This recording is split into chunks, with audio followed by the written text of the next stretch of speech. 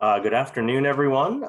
Thank you for joining us for our continued series of agent interviews with different members of our staff who have put themselves out there to embarrassment, and hopefully not too much of that, but put themselves out there, willing to share a little bit about themselves, so we all get to know them a little better and what they do in their business. Maybe you can steal some ideas from them.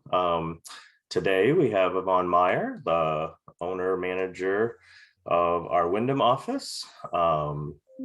Very happy to have Yvonne with us today. And I always like to start out and give, sort of my brief history with the person I'm interviewing.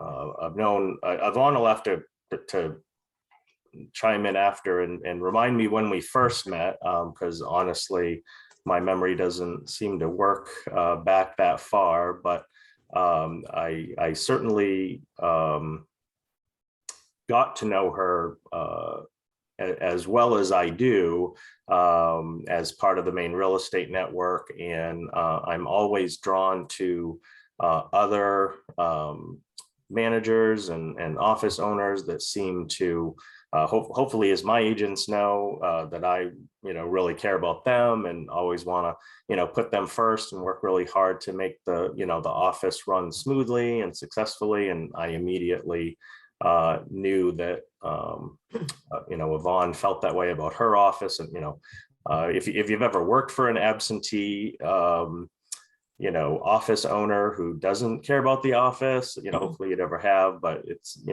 I have, and it's not a pleasant experience. So having those good managers that care about their agents and care about their office and how it's perceived in the marketplace and what it looks like. And I wish I had half of the taste that Yvonne has, or maybe she's gotten help, I don't know, but her office looks really good every time I walk in there, and that's a testament to her. So anyway, Yvonne, welcome. Thanks for being here. Take a few minutes to tell us a little bit about yourself, Sure. Where you're from, how you got here, what got you into real estate, all that good stuff. So first, let me just backtrack real quick so I don't forget to do it. But our office here started as a Timron office a good number of years ago, and it started off with Lori Champagne and Carolyn Nilsson. So they're the ones who did the nicest job with coming in and making it beautiful for all of our people. And Lori and Carolyn are still here with me as agents. And that's kind of how I came over to Wyndham, because Lori was here. But I started 23 years ago. In my previous life, I owned a convenience store. I had a C-store for 12 years. I worked 7 days a week from 6:30 in the morning to 11 o'clock at night. And 2 babies later and a divorce, I had the owners of ERA Web in Augusta come and recruit me. So I fit that stereotypical, every single mom in the entire world with kids becomes a realtor. True. So I worked up there for 10 years and met my now husband. So I started going back and forth between Reedfield and Wyndham and did that for a handful of years, and jumped ship, went to Keller Williams in Auburn because I followed Kelly Webb over there. I started with her as her buyer's agent and worked with her for probably my first 3 years. And I think that's pretty much where I learned a good chunk of most of what I know was Kelly Webb. And then when they started this office, Lonnie Gravier called and said, "Hey, I hear you're in Wyndham now, and you remember Lori?" And I said, "Of course." And I ran right over here and signed up. And I think I'm 11 years here now in Wyndham, I think, something like that. So Wow, time flies. yeah, you blink and it's over. So I was the single mom who dragged their little kids on every single showing and made them sit in the car in their little Game Boys or whatever it was back there. And as they got a little older, they'd stuff envelopes for me and do my mailers and stick your cards on your baseball schedules and stand at open houses and hand out the packet to clients and say, and my mom is inside, while they're all dressed up. Yeah, so I did all that. And I was never a big broker. I'm not a big broker now. I think I tried to always budget and set my goals for somewhere around 2.5 million. It was where I felt comfortable, so I could still volunteer at school and still be at a field hockey game and pay my bills and not be, too overly burdened with either work or not being able to take care of my kids. So it just kind of morphed into, I was a broker here. Will Plummer had bought out Lori Champagne, and then Will wanted to get done, and we were all kind of like, well, where are we going to go? Like, we don't, which Timron office do we want to go to if this one closes down? And, Carol and I are looking at each other like, we don't want to leave Wyndham, so at that point, it was kind of a no-brainer, maybe sort of how, Bill, you felt when you decided you either step up and do something or nobody else is going to, kind of thing. Oh, for sure. If anyone who's been, I think we've got a lot of the same crowd, which is totally fine. We're very glad, to have you guys. So if I repeat anything, it's not for your benefit, but it might be for someone who, watches the interview later. But it was a very tough decision for me to step out and do this and start Maine Real Estate Experts, but knowing Yvonne was coming, it took a while, as it always does. Of course, we hope none of our agents ever, switch companies or anything. But, if you're switching, if you ever have switched companies before, it's hard to unwind your business and, make the jump at the right time. And if you have an entire office, full of agents, it's even harder because now, what you do affects, their business as well. And but knowing that Yvonne was wanting to come over,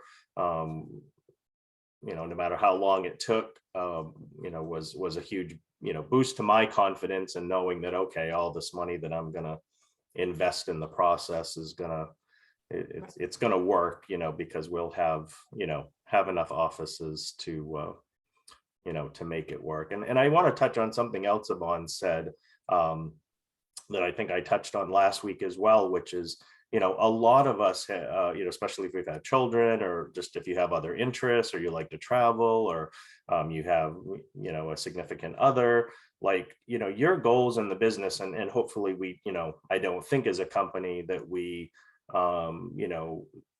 hopefully too overly hype, production. I mean, we'll release quarterly statistics, if I can spit that out, and stuff like that. But if an agent, if their goal is to do 2 million, that's great. If it's to do 4 million, that's great. Hopefully real estate is just a part of your life. And work is what gets you to your other goals. So hopefully there's never any of that pressure, to like I said, a $10 million producer, might appear successful, but if their family's suffering, or they're a workaholic and they're working 7 days a week, then to me that's not very successful. Someone who's doing 2 million, 3 million, and they're living the life that they imagine, so to speak, or they're hitting all their goals in all areas of their life, like, to me that's really important. So Right. and when you have an office, that's always been one of my concerns. And I know it's one of yours, is like, well, I don't want to be so busy, doing my own business that, my office or company suffers. So it's like, I'll let my own personal production, suffer before, I'm not available for, my agents or that kind of thing. So I know Right. Yvonne feels the Yeah. same way. So. Exactly. And so I still do my own goals for myself for my regular production, just like when I, was just an agent and not just a manager. And then I do reach out to my agents at the beginning of every year to see who wants to sit down and do goals with me. And Sometimes it's not even the whole detailed, start from the beginning. Maybe with a new agent, I'd start from what's your budget? You're going to tell me what your budget is at home for us to get that far, and then I have some of, the goal setting sheets that I've used from, way back to Timron and a couple of them that I have back to, other companies. And I think that that's my focus for myself and for my agents is tell me what works for you and how do you need to get there. And, if you want to make $2 million next year, let's make a plan. Tell me how many listings you need to take and have an idea. So if April or May comes and you think you should have had 2 or 3 listings by now and you don't, it sort of gives you the incentive that, hey, I'm looking at my list or my goals, or I have a whiteboard, you kind of like look up there. I look up at a blank whiteboard this time of year and I'm always panicked. And that's just me. That's what works for me. So something different will work for every agent, and what works for one of my agents or myself might not work for another. So it's kind of a balancing act. And I still, for me, consistently, I'm still a little old school for 23 years in. I have my marketing schedule. That's the same thing I've used all along, and I might tweak it a little bit on the way. But December, I handwrite all of my Christmas cards. I do 200 and something cards, and I start right about Thanksgiving. And I will probably never give that up, just because I think that that's just important for me and how I interact with my people. In my, this is, I call the rest of this sort of my passive mailing information. I do calendars every year. I have a group of friends that we're all kind of NASCAR people. So I do a NASCAR schedule. Then for my whole mailing list, I do baseball schedules, football schedules. I did delete over a good handful of years my spring ahead and fall back cards, only because stuff has become so digital that I kind of, messed around with those kinds of things. And in between, when I'm not sending them something in the mail, I'll text my clients, I'll call them. It depends on the client and how they like to be dealt with. Something that I share with my agents that I got at a seminar years ago and then have heard it repeated over the years is there's this telephone number for slide dial. I don't know how many of you guys know it. I can share it with you. But as long as you're dialing a cell phone, so you just want to give somebody a message or you want to reach out to your contacts because it's time for their telephone call. If you don't want to get into an in-depth telephone call, you call slide dial for free. You listen to a little ad clip and then you put their cell phone number in and it goes right to their voicemail. And I'll call my people, and whenever it's time, if it's just a touch base, hey, I was just reaching out to see how are you doing? Like if I had anybody on my call list for this week, I would be like, hey, how'd you survive the storm? Just checking in on you. Let me know if you need anything or there's anybody else that I can help. Something like that is the script that I use. And then I hang up and I always get a telephone call later. Hey, sorry, Mr. Call. I just realized I had a voicemail. And so I kind of weed that in with if I'm passive mailing people, if I'm sending them a telephone call, maybe it's an email. All my past clients I have on a follow-up mail, so they get a couple magazines a year and a couple postcards. So I have a whole bunch of like behind the scenes passive stuff that costs a little tiny bit of money, but overall I don't think it's a lot. So I can sort of just reach out to them intermittently. It's on a schedule. I have it. It's all scheduled and it's in my calendar when to call my people. But then I just reach out to them a couple of times a year. So, and as I've done that over the years, I've just built a database and I keep my, the group of people that I'm actively working on, I keep it right about 200 people. I find that that's manageable for me between my past clients and the other people that are either giving me referrals or the people that I spend the most of time with that would probably give me referrals.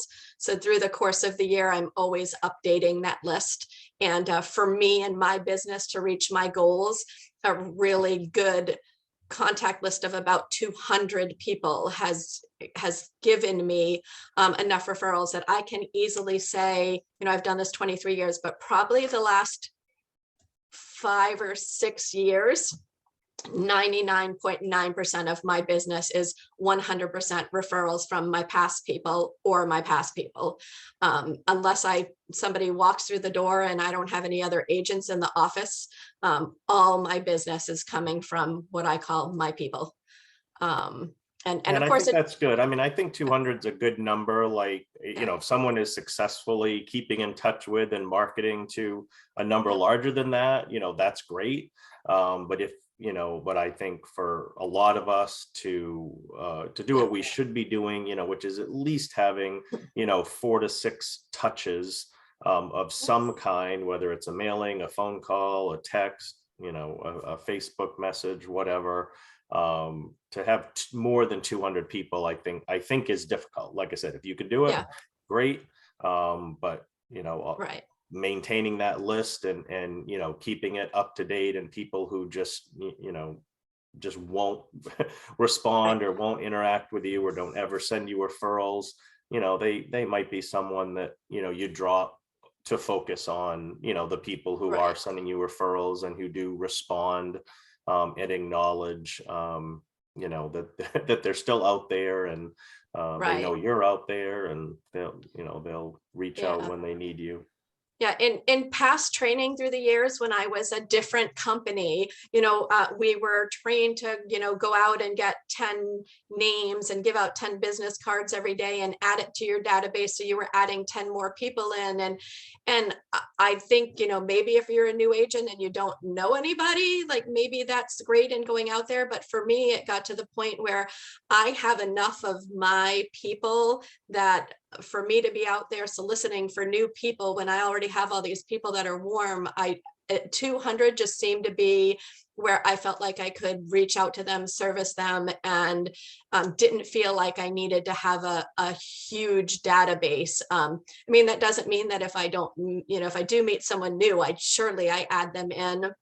And if I have somebody who sort of fell off, or, somebody's, daughter just was licensed and I know they're going to use their daughter and not me. I mean, those are kind of the things that happen through the course of your life and you weed them out. But, so for me, agents will come in, not even new agents that might have even been in the business for a couple of years. And I'm like, do you have a database? And they're like, no, we've got nothing. Like, we've never even put one together. And I said, do you have a cell phone? They'll lift up their cell phone and I'll be like, open up your contacts for me right now and look at them. And they open it up. I'm like, how many contacts do you have in your phone? And they're like, we've got 458 contacts. Okay, you have 458 people that you can start going through now, and make me a list of who those people are that you're willing to talk to. And then, their eyes get big, like, oh, like I have all these people, but they weren't thinking about them. So that's sort of like where I drive my agents to is, yes, you need to be out there listing stuff and selling stuff, but you have to be building your business also. So I just kind of, get your past clients, get the people, I have a list that came out of one of these programs called Ninja Selling years ago. And it's like 150 ways to build your contacts. And it just goes through, who do you go to school with? Who do your kids go to school with? What church do you go to? What sports groups are you in? So that you can kind of do that. And so I think I've taken over the years just a little bit from, everything that everybody's ever told me. And if you try to do everything that everybody tells you at every seminar and webinar, I would get overwhelmed trying to implement those things. So I really just focused on, these are my people. These are the people that I need to talk to all the time. They're the ones who are going to refer people to me. Pre-COVID, one of the really cool things that I thought it was cool and I loved to do was any buyer of mine who sold a house, I would throw them their open house party after their closing. I'd wait till they got in and settled. So it was usually like a month or two out. So they're already closed. I've already checked on them. How are you doing? When's a good time?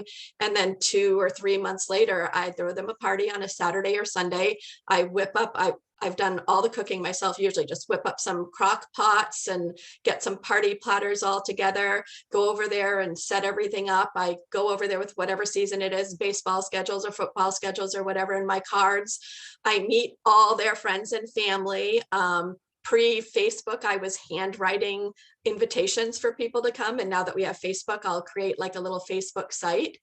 Um, and and you go over there and you mingle with everybody and you talk to everybody while the people are showing, you know, their friends and family through the house. And I've gotten over the years more referrals from, hey, this is Bob's cousin, Mary. And I'll be like, oh yeah, I met you at the housewarming party. And they'll be like, well, we need to talk to you. Well, by the time I go sit at their kitchen table, I know them. They know I did a good job. We've met, and I don't even do a listing presentation for those people.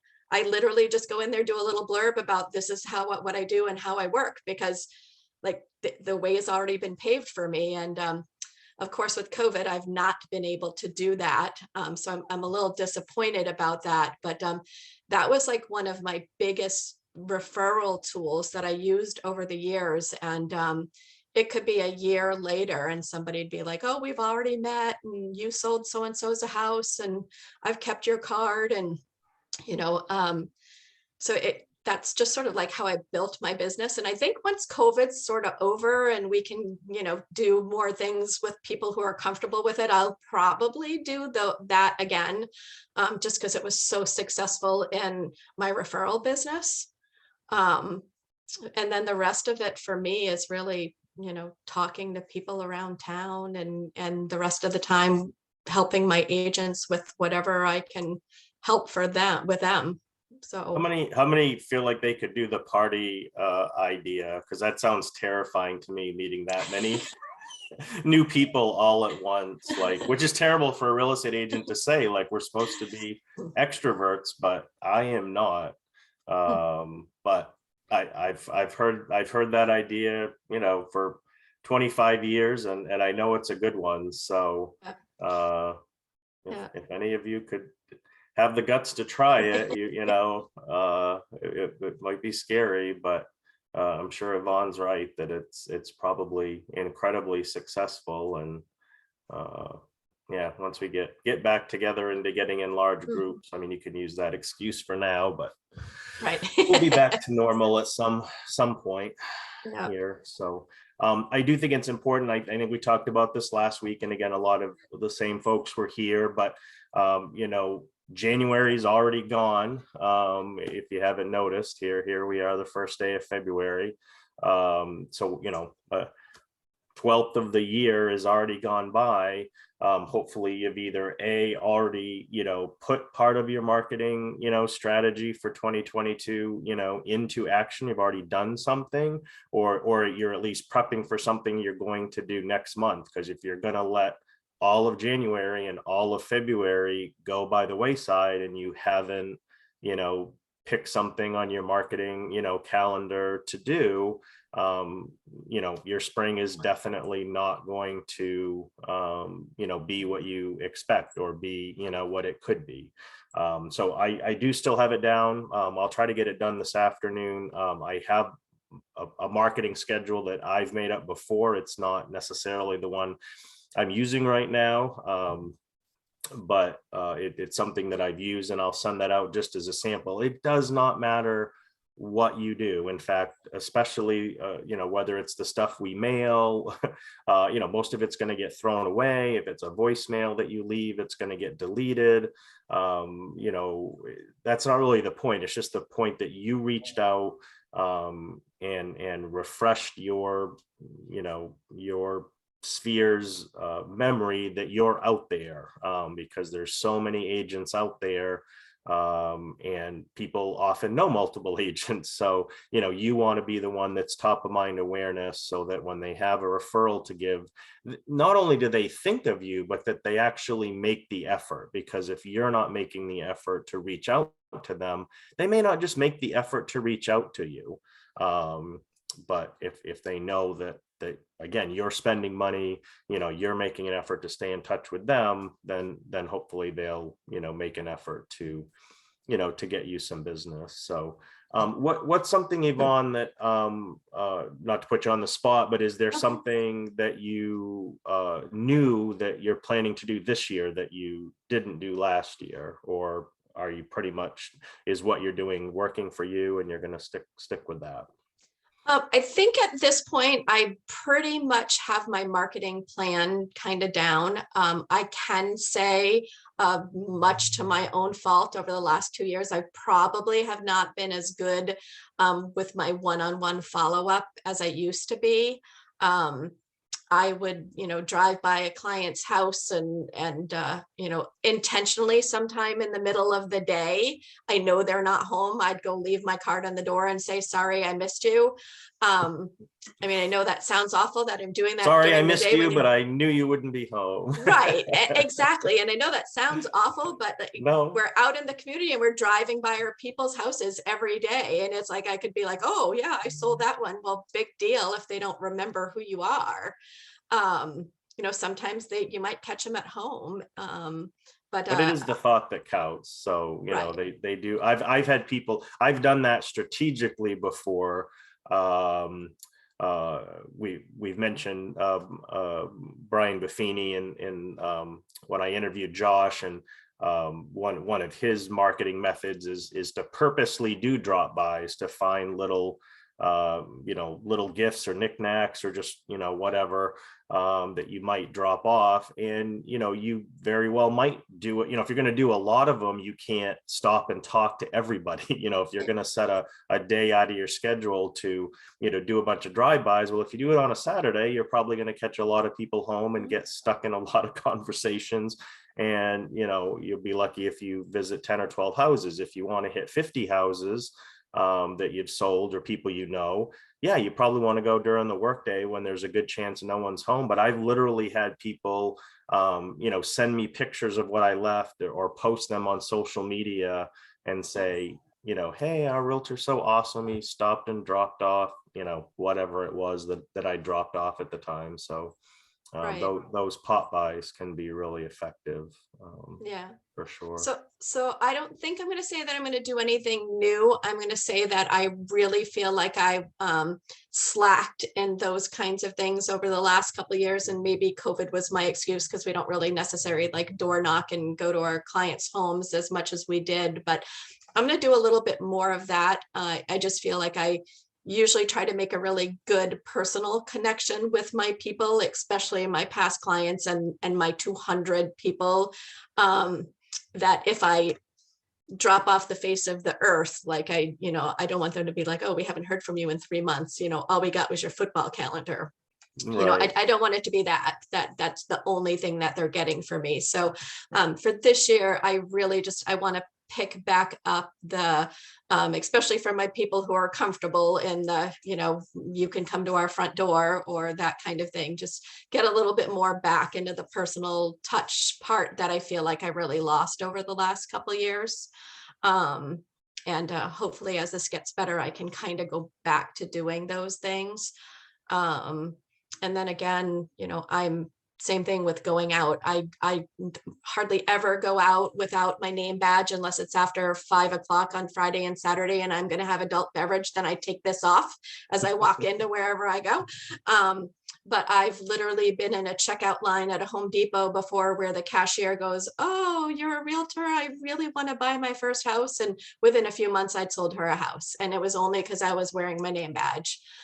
Where did you Otherwise, get she would have. that? I think a lot of your agents, maybe because of your encouragement or whatever, I think agents in your office have them. I know a lot of agents don't. Where do you have a particular place you get them? These just happen to come from, I think it's actually like namebadge.com. Okay. And when we changed over to Maine Real Estate Experts, for all my agents that were here, I bought them new name badges. I sort of felt like when we made that changeover and for historically for us, a good chunk of us were the Maine Real Estate Network, and then Bean Group came in and we sort of didn't have any choice. So we had within a couple of years made all these changes and got new cards and new name badges and all this other stuff. So when we did this again by choice, because we wanted to, very much so, I felt that I would do whatever I could to help the agents, and grabbed everybody a name badge and some cards and stuff. And Cindy just ordered one of her own. Cindy's. Yeah. Where'd that come from, Cindy? Where'd you get yours? Unmute. Unmute. Did she Or put you it in can the type chat? it in the chat. I got it there from she is. Oh, yes. Spectrum logo. Oh, okay. Oh, good. Yeah. Yep, there's a million places you can get them, and they're cheap. They're probably one of the cheapest things that you could do, to potentially get some business. Wear it at the grocery store, wear it, wherever. I don't think I've worn one since my Century 21 days, but I used to have lots of folks. I bought everybody these too. Oops. Oh, they're not. Oh, there we Oh, go. there we. Are they bag? Oh, grocery They're bags. bags. Oh, Yep, okay. they're Yeah. bags. So just to get the ball rolling and get everybody, it's the logo. It's just the recognition of, being seen. And like Bill said, when we're sending stuff out, people may not look at it or for a second, but every time you send something out or see somebody with your face or your name badge or a mailer with your logo on it and your face, it's just getting out there and being the person that people think about. And that's kind of what I try to do. And I think I do a pretty good job of that around Wyndham, and I kind of keep it here. And then all my past clients are Augusta and North. So I do a portion of business where, I'll go north, and I did Augusta and Madison this last year. It was a past client, and my past clients call, and I don't care where it is, I'm going, because they're already my people. So I definitely wanted to share. I appreciate something that you said. It's challenging me in the back of my mind, because I literally have my daughter putting labels and postcard stamps on postcards as we speak, to mail out for the springing ahead, with the clocks. And like you said, because of technology, shockingly, maybe they've invented this, but I haven't seen it yet. I mean, the damn microwave clock can't seem to keep, track of the current time. yeah. Not or sure. the stove. Not sure why, or the stove or whatever. So, you'll always have to change those. But, if you have an iPhone or computer or whatever, it's probably, adjusting itself. And that's something I've done for a really long time.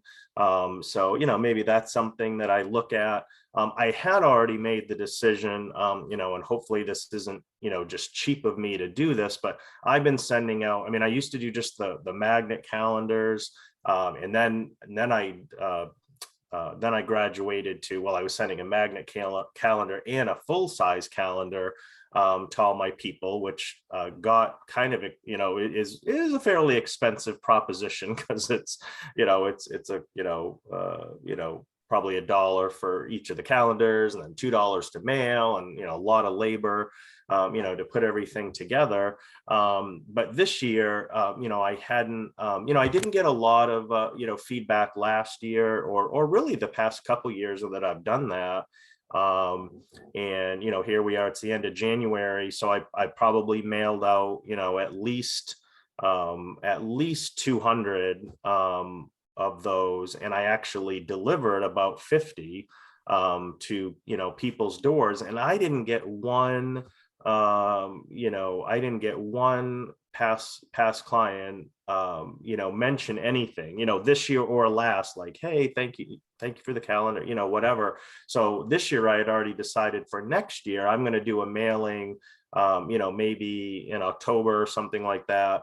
And I'm going to make people reach out to me if they want those items, because maybe they just don't see them as value anymore, like I think.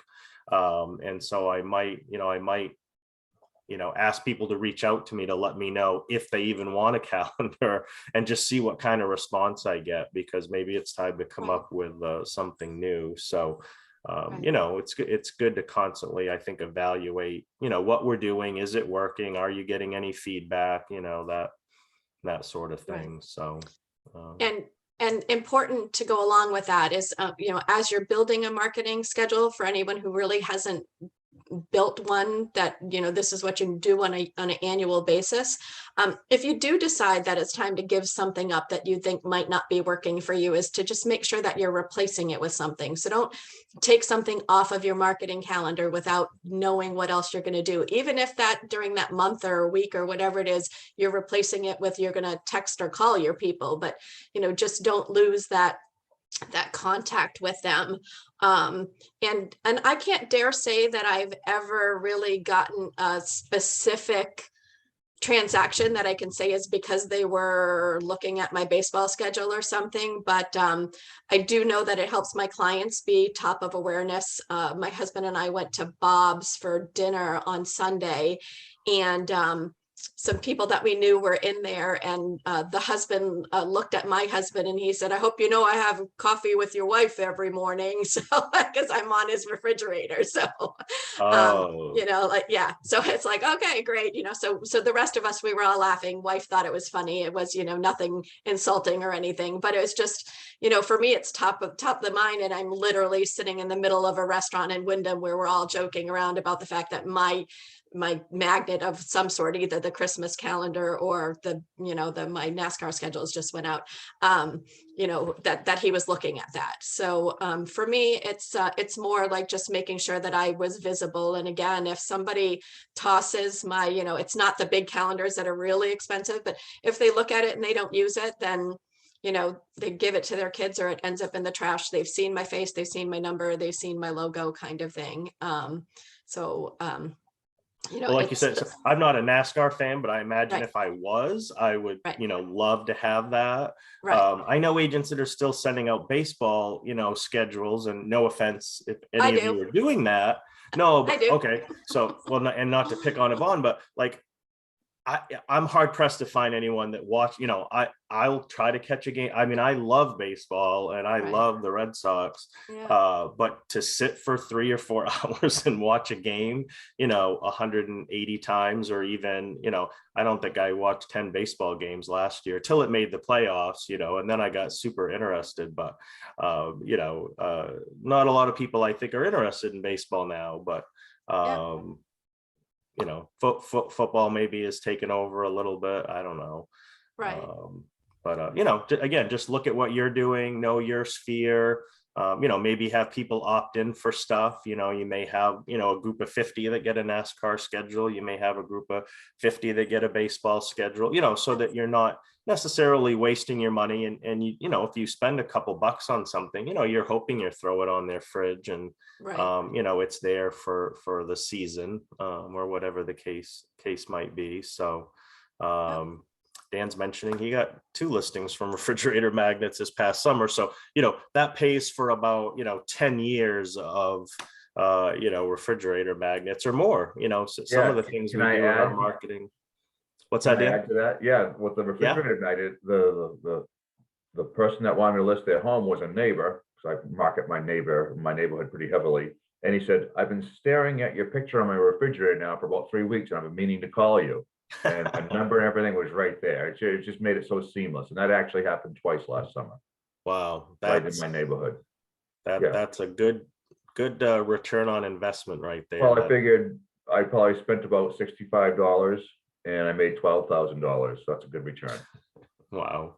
Yeah. I still can't believe this business sometimes, you know, what what we're able to achieve, you know, with sometimes little effort, you know, but you got to make the effort, you know. So Right. um And it has to be more than once. And I yeah, guess that's the, you know, you can't do a mailer to 1,000 people and then never reach back out. You were literally throwing the letters out the window while you're driving down the road. I mean, yeah, maybe you'll get something, but all you've done at that point is one letter and you're trying to introduce yourself. And if you don't ever follow up with people, and then depending on what your goals are and how much you want to sell and how many people you know, it's like Bill said, you know, is your your sphere of influence going to be 50 people? Maybe it's 100. It's, you know, how much time do you have and are you going to actually follow up with those people? So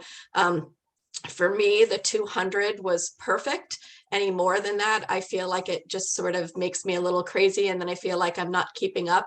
And any less than that, I'm probably not sure with a less than that if I'd be able to meet my, you know, 2.5 to 3 million every year. I think I might not have enough in the pipeline to reach those numbers. And, you know, if I wanted to do $10 million, I guess I would probably want to bump that up, but that's not for me or my goal. So it's that kind of stuff. Sure. You'll definitely find out if something you're doing marketing wise is working when you stop doing it. Like I've had agents who, you know, miss doing their calendars one year or miss sending out their baseball schedules. And then all the people who, you know, you never heard from, but they enjoyed getting that stuff, they come out of the woodwork and they're like, hey, where's my, you know, baseball calendar or whatever. So you know, maybe good to scale. You know, I just ordered my full size calendars for next year.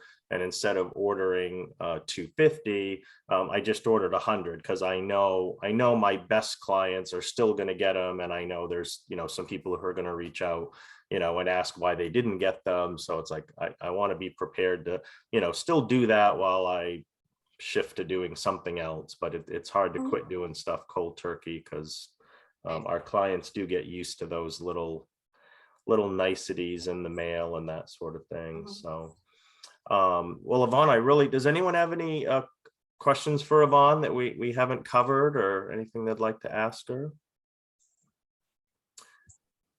Well, all right. Well, I appreciate you doing this, Yvonne, and being here today. And congrats on your year so far and continued success with your office and spending a little time in Florida this winter. You deserve it.